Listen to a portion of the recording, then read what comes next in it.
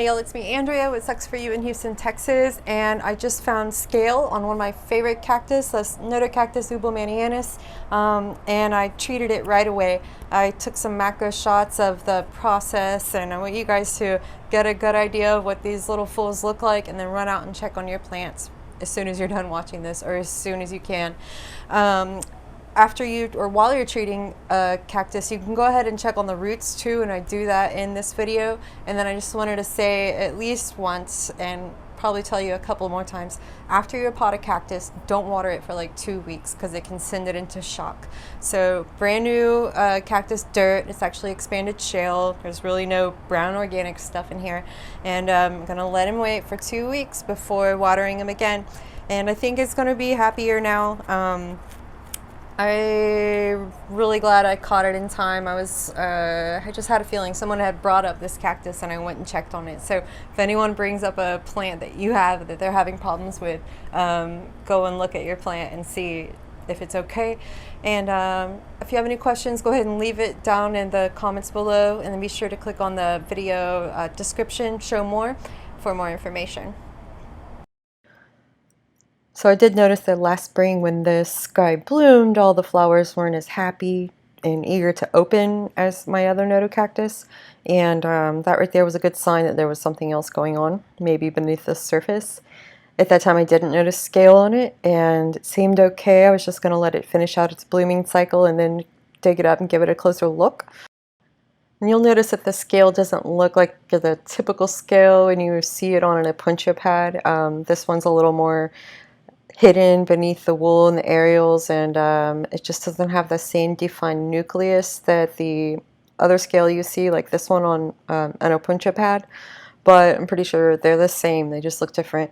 And here's what it looks like if you flip one over. There's eggs, there's the main bug inside. Here's a close-up of a female. I mean, the thing just attaches to your plant and lays eggs and destroys it in the end. So we're going to get rid of them. I went ahead and unpotted this guy, put him back in just a plastic pot so it'll be easier for me to handle it. And right now I'm applying rubbing alcohol that is 70% directly to the pests, and then I'm going to get in there with a brush and just do my best to spot treat them as much as I can before I give it a really good scrubbing.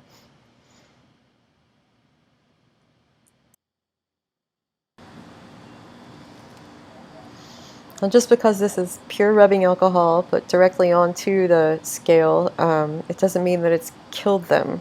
What I'm using it to do is to maybe help stun them a little bit, or to just free them up off the cactus itself.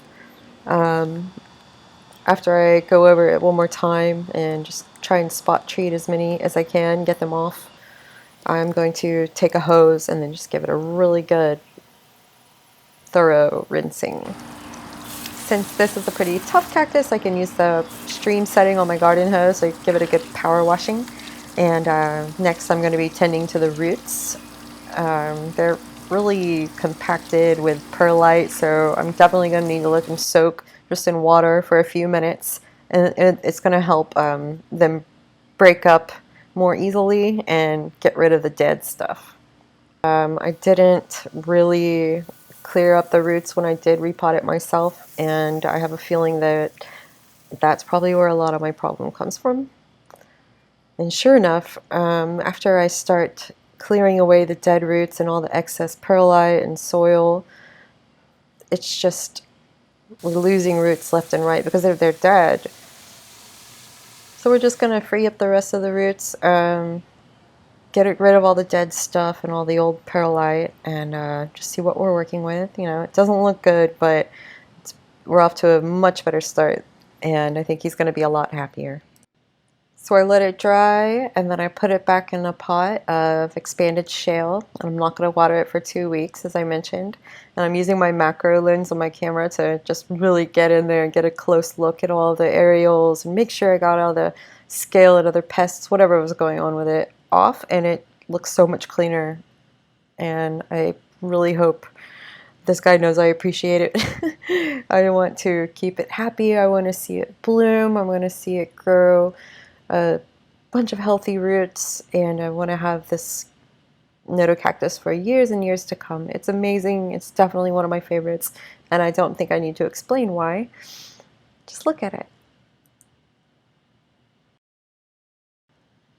Well, that's it. Thanks for watching. I hope this video was helpful. Please be sure to click the show more link below for more information and links to where to find me. And also please like and subscribe to this channel, and get out there and check your plants. If you're still here, if you haven't already left, go do that right now. Thanks, guys.